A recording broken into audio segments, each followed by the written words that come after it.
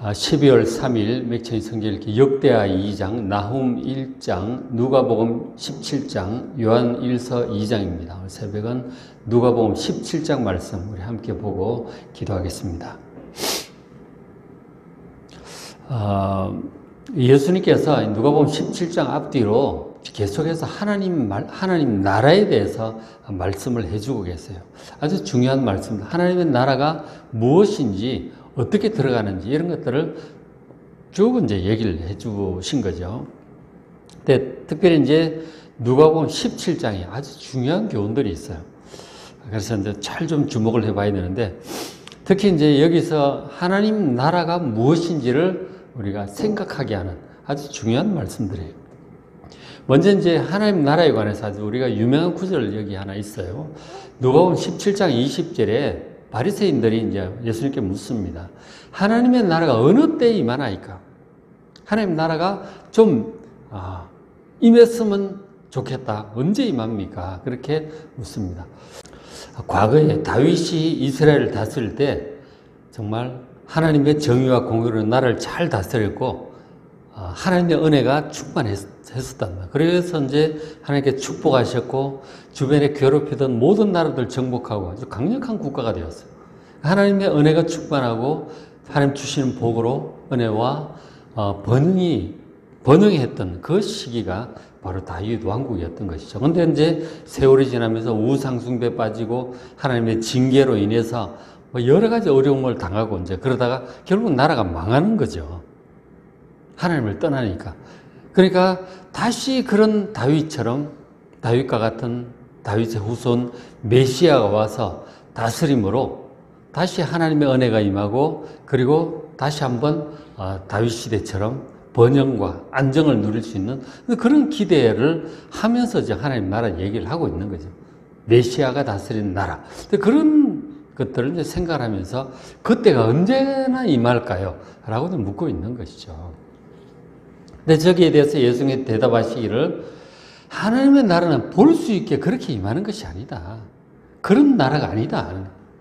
또 여기 있다 저기 있다고도 못하리니 하나님의 나라는 너희 안에 있다. 너희 심령에 있다. 너희 안에 있다고 지금 그렇게 대답을 하신 거예요. 그러니까 하나님의 나라는 지금 예수님께서 이제 그 빌라도의 신문을 받을 때 그런 대답도 하셨는데, 네가 왕이냐? 내가 왕이다. 너희 나라는 어떻느냐? 그래서 이제 질문할 때 주님 대답이, 내 나라는 이 세상에 속한 것이 아니라고 그렇게 얘기를 하셨어요. 내 나라는 이 세상에 속한 것이 아니다. 지금 우리로 치자면 한국, 일본, 중국, 미국 이런 나라들처럼 눈에 보이는 그런 나라가 아니에요. 그런 것이 아니다라고 하는 것이죠. 하나님의 나라는 하나님을 섬기는 백성, 하나님의 통치를 믿고 따르고 순종하는 그 하나님의 백성들을 심령 속에 임하는 것이라고, 영적으로 존재하는 것이라고 말씀을 하신 거죠. 그 당시 이스라엘 백성들이 기대하듯이 예수님이 왕이 되셔서 로마를 몰아내고 다윗 시대처럼 번영을 이룰 그런 나라를 세우러 오신 게 아니에요. 예수님이 말씀하신 하나님 나라는 하나님의 통치를 받아들이는 백성 가운데 임하는 그 영적인 하나님 나라를 지금 얘기를 하신 거라고. 그리고 예수님께서 그것을 위해서 십자가 속죄의 죽음을 죽으시고 부활 승천하여 하나님 우편에 올라가셨죠. 그리고 백성들을 구원하셔서 하나님 나라를 지금 다스리고 계시는 거예요. 그러니까 하나님의 나라는 하나님의 통치를 받아들이고 믿고 따르는 백성들 가운데 영적으로 존재하는 것이 하나님의 나라다. 그 말씀을 하신 거죠. 그리고 이제 그 하나님의 통치를 받아들일 때 백성들 심령 가운데 하나님의 은혜가 임하고, 그리고 평안과 기쁨이 임하게 되죠. 그것이 현재적으로 영적으로 존재하는 하나님의 나라예요. 그 말씀을 지금 해 주신 거예요. 자, 그런데 하나님 나라가 그게 다가 아니다는 거죠. 그건 영적인, 현재적인 측면인데 그것이 다가 아니고, 그 하나님의 나라가 눈에 보이게 나타나고 완성될 날을 또 말씀을 하셨어요. 그게 바로 다음 구절이죠. 그 다음 22절부터 쭉 이제 끝까지 내용은 뭐냐면 예수님 재림에 관해서 말씀을 하셨어요. 하나님 나라가 완성될 눈에 보이게 나타날 날이죠. 지금은 하나님 나라가 영적으로 존재하는데 그것이 이제 눈에 보이게 현실적으로 나타나게 될 것이다 하는 거죠. 그 예수님이 재림의 날이에요. 17장 24절 보면 번개가 하늘 아래 이쪽에서 번쩍이 하늘 아래 저쪽까지 비침 같이 인자도 자기 날이 거할 것이다. 재림을 지금 말씀을 하는 거예요. 예수님의 날. 지금은 이제 하나님 우편에서 보이지 않게 다스리고 계시는데 이제 눈에 보이게 나타나실 그 날, 재림의 날을 말씀하는 거죠. 그 날은 이단들이 얘기하듯이 어디 지구 한쪽 구석에 오시는 것이 아니고 온 세상 사람들이 볼 수 있도록 오실 겁니다. 이쪽에서 저쪽까지 번개처럼 모두가 다 볼 수 있도록 그렇게 나타날 것입니다. 마치 26절에 노아의 때처럼 인자의 날 심판으로 오는 거예요. 하나님의 심판이 보이지 않던 그 역사하던 심판이 눈에 보이게 심판으로 나타나는 날이 노아의 때잖아요.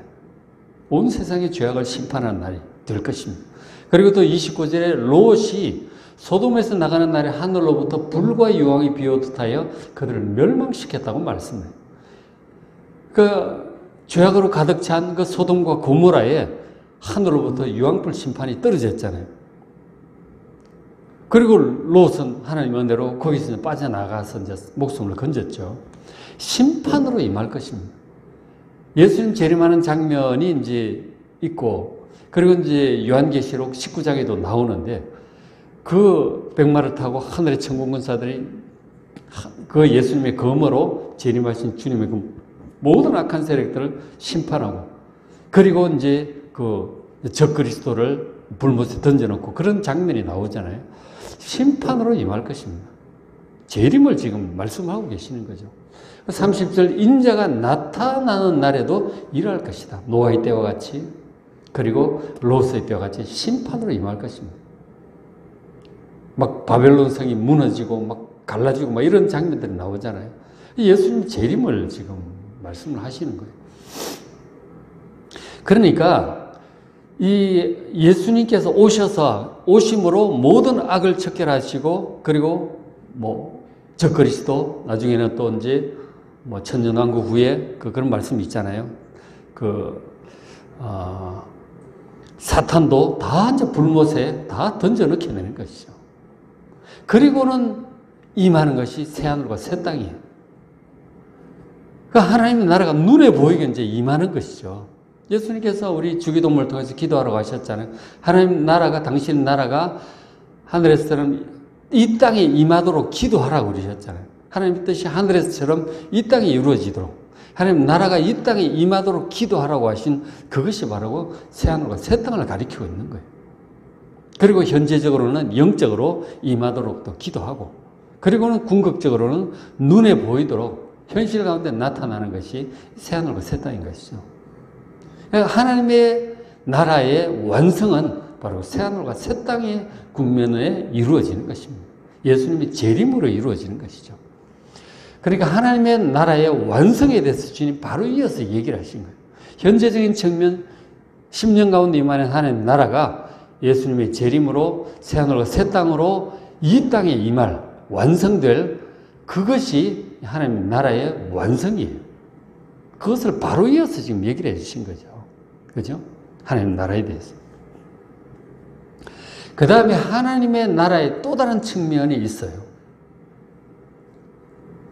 지금 우리가 이제 신앙생활 하다가 죽잖아요. 그 사이에 예수님 오시면 이제 새하늘과 새 땅이 열리겠지만, 예수님 재림하기 전에 이제 성도들이 죽잖아요.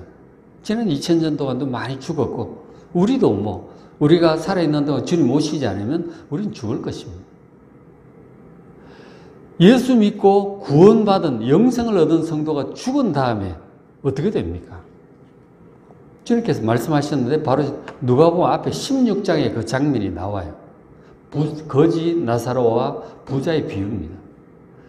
죽은 다음에 성도가 어떻게 되느냐 하는 거죠. 16장 22절, 그 거지 나사로가 죽어서 천사들에게 받들려 아브라함의 품에 들어갑니다. 바로 낙원이에요. 나중에 이제 누가복음 23장인가 보면 십자가 우편의 강도가 죽어서 낙원에 가잖아요. 주님께서 당신 나라에 임하실 때 나를 기억해달라고 십자가 우편의 강도가 얘기를 해요. 예수님 대답이 네가 오늘 나와 함께 낙원에 있을 것이다. 지금 바로 죽어서 가게 될 그 천국, 바로 낙원을 말씀을 하셨어요. 그 낙원을 여기서는 아브라함의 품이라고 그렇게 표현을 해주고 있습니다. 주님께서. 죽어서 가는 이 천국을 얘기를 하는 거예요. 죽어서 가는 천국. 근데 부자는 어떻게 됐습니까? 부자도 죽은 다음에 장사되었어요. 그럴 때 그가 음부에 떨어집니다. 지옥이죠. 음부라고 하고 하는 것은 무저갱, 바닥이 없는 구멍, 지옥을 얘기하는 거예요. 구약적인 용어로 스올이라고 이제 표현을 하고 있죠. 그 음부에서 고통 중에 불타는 그곳에 목도 마르고 이런 그 고통 중에 아브라함의 품에 있는 나사로를 보았다고 그렇게 이제 기록을 예수님께서 말씀을 해 주셨죠. 죽은 이후에 낙원으로 천국으로 가고 구원받은 백성들은, 그리고 구원받지 못한 죄 가운데 그냥 살아가던 백성들은 음부의 지옥에 떨어지는 것입니다. 저 음부가 이제 헬라어로 하데스라고 되어 있는데 전 지옥을 얘기하는 것이죠. 고통스러운 것이죠. 그러니까 구원받은 성도가 죽은 이후에 가는 그 하나님의 나라가 바로 천국 낙원이에요. 죽은 후에. 그러니까 몸은 이제 땅에 묻히거나 화장이 돼서 이제 다 부패 없어지잖아요. 근데 땅으로 가고 몸은 땅에 묻히고 그 영혼은 바로 이제 낙원으로 주님 말에 네가 오늘 나와 함께 낙원에 있으라고 바로 낙원으로 천국으로 가게 되는 거예요. 그 죽은 이제 성도들의 영혼이 가는 곳이죠. 그곳이 천국이에요. 그렇게 가 있는 것, 사후에 가는 이 하나님의 나라가 바로 천국인 것이죠. 그렇게 이제 있다가 나중에 이제 예수님 재림하실 때 죽은 성도들의 몸이 부활을 하게 되죠. 그러니까 그 하늘에 있는 천국에 있는 그 영혼과 이제 결합이 돼서 부활을 하게 되는 거죠. 그러니까 다시 말해서 예수님 재림하실 때 구원받은 성도들이 부활의 몸을 입고 부활을 하게 되는 거예요. 부활을 해서 새하늘과 새 땅에서 영원히 살게 되는 것입니다.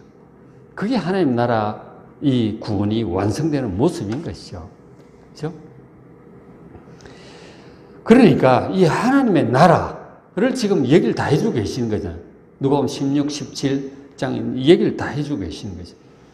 그러니까 하나님의 나라에 관해서 정리를 하면 하나님 나라의 현재적인 측면은, 그러니까 살아있을 때 회개하고 하나님의 통치를 믿고 받아들인 사람, 믿고 순종하는 사람, 그 사람들은 이제 하나님 나라에 이미 들어온 거예요. 이미 빛의 나라, 하나님 나라에 들어온 것입니다. 그 10년 가운데 하나님 나라가 임한 것이죠. 그게 하나님 나라의 현재적인 측면입니다. 그러다가 그 하나님의 성도가 죽으면 그 몸은 땅에 묻히고 그 영혼은 이제 천국으로 가게 되는 거죠. 그게 사후의 하나님의 나라인 것이죠. 그렇게 지내다가 주님께 재림하실 때, 역사의 종말에 되어서 주님께 재림하실 때 주님께서 그 영혼들을 이제 다 데리고 오시죠. 이제 내려오실 때 그 몸이 이제 부활하여 그 성도들이 부활의 몸을 입게 되는 거예요. 부활의 몸을 입고 이제 이 땅에 임하여 새하늘과 새 땅이 이제 이 땅, 하늘과 땅은 다 사라지고 녹는다 그랬잖아요. 하늘은 종이처럼 말려 없어지고 땅은 다 물질이 불에 녹듯이 녹아버린다고 그렇게 말씀을 하셨어요. 그렇게 하고 새하늘과 새 땅이 임하는 것이죠. 새하늘과 새 땅에서 부활의 몸을 입고 영원토록 살게 되는 것. 그것이 하나님 나라의 완성이에요. 하나님 나라의 이제 종말론적인 측면이죠. 하나님 나라의 전체적인 모습을 지금 얘기를 다 해 주신 거라고요, 지금. 특히 누가복음 17장, 16장 앞부분에서 얘기를 해 주신 거죠. 그리고 이제 이어지는 누가복음 18장 보면 누가 어떻게 그 하나님 나라에 들어갈 수 있는가를 누가복음 18장에서 얘기를 해 주고 있어요. 그 부자 관원이 와가지고 내가 영생을 얻으려면 어떻게 해야 됩니까? 그런 질문을 합니다. 그 대답을 해 주시고 그리고 어린아이와 같이 않으면 너희가 하나님 나라에 들어갈 수 없다. 그런 말씀도 하셔요. 그러니까 하나님 나라에 들어가는 방법이랄까요? 그 길에 대해서 예수님께서 18장에서 말씀을 해 주셨어요. 그것은 내일 또 읽어보시길 바랍니다. 오늘은 17장이니까. 그러니까 하나님 나라의 전체적인 국면을 잘 보셔야 됩니다. 어떤 분들은 자유주의 신학자들 같은 경우 현재적인 측면만 얘기를 해요. 그러니까 예수님 믿을 때 받는 죄의 용서와 평안과 기쁨, 그게 하나님 나라의 다인 것처럼 얘기를 해요. 그러나 그것은 현재적인 측면인 것이죠. 그래 종말론의 측면과 사후의 측면까지 하나님 나라의 전체적인 모습을 잘 보시고 균형 잡힌 그런 시각을, 성경적인 바른 시각을 가지시길 바랍니다. 그래서 이제 이 17장 앞부분에 보면 이 구원받은 하나님의 나라의 백성이 어떻게 살아야 할지에 대해서 중요한 교훈 몇 가지를 해 주셨습니다. 잠깐 보시면, 자, 17장 3절에 형제들을 용서하라고 하셨어요. 이 하나님 나라 구원받은 백성이 반드시 이제 지켜야 될 거죠. 그 하나님의 통치를 받아들인다면 하나님이 우리의 왕이시잖아요. 그죠? 주님이 왕이신데 그 통치, 하나님 나라 백성이라면 그 다스림 잘 순종해야 됩니다. 그 이제 하나님 나라 백성, 현재를 살아가는 하나님 나라 백성이 해야 될 그런 교훈들 몇 가지 주셨어. 너희는 스스로 조심하라. 만일 네 형제가 죄를 범하거든 경고하고 회개하거든 용서하라고 하셨어. 얼마나 용서를 하라고요? 4절에 만일 하루에 7번이라도 죄를 짓고 네가 돌아와서 회개하노라. 내가 잘못했다 얘기하면 용서해 주라는 거죠.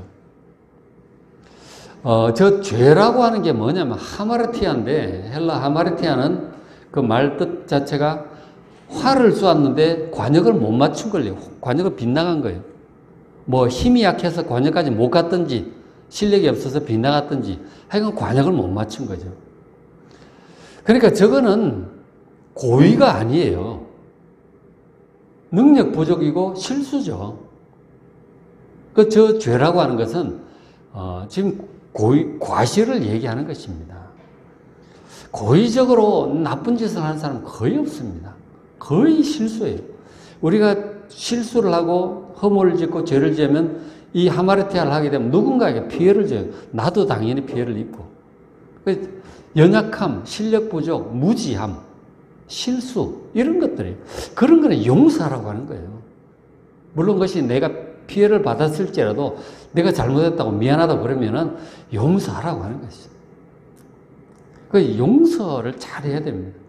그러니까 사람이 고의로 나쁜 짓을 하지 않는 한 다 용서해야 돼요. 그죠? 용서해야 돼요. 그것을 이제 말씀을 하셨어요. 우리가 용서하지 않으면 어떻게 용서를 구할 수 있겠습니까? 주님께. 주기도문에도. 우리가 사람들의 죄를 용서한 것처럼 우리 죄를 용서해달라고 그렇게 기도하잖아요. 용서가 굉장히 중요합니다. 넓은 마음, 관용, 용서 하시길 바랍니다. 그죠? 거의 다 무지함과 실수 능력 부족에 용서하시길 바랍니다. 그 다음에 이제 두 번째로 주님 교훈하신 게 17장 10절에 이 종의, 우리가 주님의 하나님의 종이라고 그렇게 종임을 알고 그리고 당연히 해야 될 것 하라고 잘 명령받은 일 순종하라고 말씀하셨어. 17장 10절에 이와 같이 너희도 명령받은 것을 다 행한 후에 주님의 명령, 하나님의 뜻을 전부 다 순종하시기 바랍니다. 종이에요. 물론 자녀이기도 하지만 종이라는 그 겸손한 자세를 가지라고 말씀을 하신 거죠. 겸손하게 하나님 명령 그대로 다 하십시오. 그죠? 열심히 하십시오. 우리는 무익한 종이라 우리가 하여야 할 일을 한 것뿐이라 종은 주인의 명을 행했을 때 내가 이것을 했으니 나한테 상을 주십시오. 혹은 삭스를 주십시오. 그렇게 요구할 수 없어요. 물론 우리에게 품삯을 주신다는 말씀도 있어요. 그죠?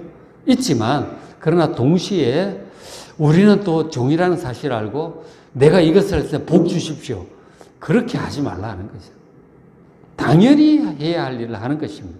하나님의 모든 명령에 대해서 종과 같은 태도로 겸손한 태도로 그대로 순종하고 순종하라고 하는 거예요. 우리에게 주신 사명, 십자가, 무슨 대가를 바라지 마시고 끝까지 겸손함으로 잘 순종하고 완수하는 여러분 되시길 바랍니다. 하나님 나라의 백성은 이런 태도가 필요합니다. 그 다음에 또 세 번째로 교훈해 주신 것은 그 앞부분에 10명의 나환자 비유예요. 나병 환자. 그 내용이 이제 17장 12절 한 마을에 들어가시는 나병 환자 10명이 예수를 만나 멀리 서서 소리를 높여냅니다. 예수 선생님이 우리를 불쌍히 여기소서. 가까이 오질 못해. 나환자니까 전염될까 봐 멀리서 소리를 지르죠. 10명이 모여서 막 그렇게 하니까 예수님께서 제사장들한테 가서 너희 몸을 보이라고 얘기를 해요. 뭐 안수도 안 해주시고 기도도 안 해주시고 그냥 가서 제사장 보이라고 멀리서 얘기를 하셨어요. 이 사람들이 어리둥절했지만 뭐 가봅시다. 그러고 이제 제사장에게 막 갔어요. 가다 보니까 다 나와버렸어. 얼마나 좋았겠어요? 그래가지고 막 좋아가지고 막 전부 가족들 다 찾아간 거죠. 근데 한 명이 이 병을 고친 예수님께 감사해서 이제 직접 돌아온 거예요. 15절에 그 중에 한 사람이 자기가 나은 것을 보고 큰 소리를 하나님께 영광을 돌리며 돌아와서 예수의 발 아래 엎드려 감사합니다. 그러니까 병 고쳐준 예수님, 병 고쳐준 분이 예수님이라는 사실을 아는 거죠. 감사하는 거예요. 근데 그는 사마리아 사람이었다고. 예수님께서 북쪽 갈릴리에서 남쪽 유다로 지금 예루살렘으로 내려가는 중이거든요. 사마리아 근처 쪽으로 그 사이로 지나가고 있습니다. 사마리아 사람이 그 중에 이제 와서 감사한 거. 나머지 9명은 뭐 잘 모르겠고, 그죠? 어쨌든 중요한 것은 감사한 사람이 사마리아 사람 하나밖에 없어요. 10명이 고침을 받았는데 한 명만 감사로 돌아온 거죠. 이것을 이제 하시면서 교훈하는 것이 두 가지예요. 하나는 어려운 일 있을 때 주님께 부르짖으라는 거죠. 나환자처럼. 여러분 어려운 일 있을 때 그러니까 우리의 왕이신 주님께서 그 백성들을 돌보십니다. 그러니까 어려운 일이 있을 때 왕에게 부르짖어 기도하십시오. 분명히 도와주십니다. 그 얘기도 하나 포함이 되어 있고 또 하나는 이제 은혜 받았을 때 감사하라고 하는 거예요. 주님께서 기도 응답 받았을 때 감사하라고 하는 거예요. 그게 하나님 나라 백성들의 모습이에요. 그 하나님 나라 백성 용서하라 그 말씀 해주셨고 두 번째로 우린 하나님의 종이니 하나님 나라 백성은 하나님의 종이니 명한 것을 잘 하라 순종하라 왕에게 순종하라고 하는 것이죠. 그리고 어려운 데 있어도 왕에게 부르짖고 그리고 은혜를 입었으면 감사하고 이게 이제 하나님의 통치를 받는 하나님 나라 백성이 할 삶의 모습인 것이죠. 그렇죠? 그러니까 지금 누가복음 17장에서 하나님의 나라가 어떤 것인지 아주 얘기를 잘해 주셨잖아요. 현재 10년 가운데 영적으로 임한 하나님 나라, 죽어서 가는 천국의 측면, 그리고 종말에 임할 하나님 나라의 완성, 예수님 재림으로 임할 하나님 나라의 완성 얘기를 해 주시고 또 하나님 나라 백성이 어떻게 살아야 할지 얘기를 해 주셨어요. 18장에서는 하나님 나라에 들어가려면 어떻게 해야 되는지를 또 얘기를 해 주시는 거죠. 그러니까 누가복음 예수님 말씀 전체가 하나님 나라예요. 하나님의 나라를 계속 얘기를 하고 있거든요. 복음서를 보시면서 하나님 나라, 종말에 또 완성될 나라 들어가서 또 심판과 평가가 있어요. 우리가 하나님 나라에서 큰 자가 되려면 상급을 받으려면 면류관을 얻으려면 어떻게 해야 되는지 주님의 가르침도 복음서를 통해서 잘 살펴보시길 바랍니다. 12월 3일 오늘 맥체인 성경 읽기 역대하 2장 지금 이제 솔로몬 왕에 대해서 쭉 얘기가 나오고 있습니다. 나훔 1장, 누가복음 17장, 요한 1서 2장 말씀 잘 읽으시고 은혜 많이 받으시기 바랍니다.